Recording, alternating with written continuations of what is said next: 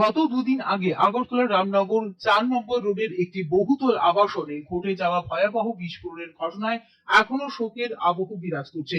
এই বিস্ফোরণে গুরুতরভাবে আহত হয়েছিলেন শুভ্রজিৎ চৌধুরী।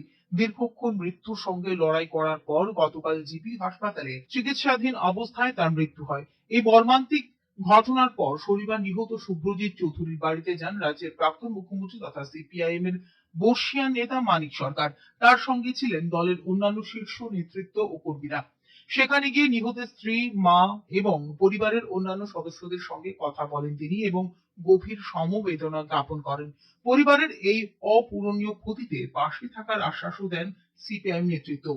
পরবর্তীতে মানিক সরকার রামনগর 4 নম্বর এলাকার ওই বহুতল আবাসনেও যান যেখানে বিস্ফোরণের ঘটনাটি ঘটেছিল। তিনি ঘটনাস্থল ঘুরে দেখেন এবং স্থানীয় বাসিন্দাদের সঙ্গে কথা বলে ঘটনার বিভিন্ন দিক সম্পর্কে খোঁজ খবর নেন।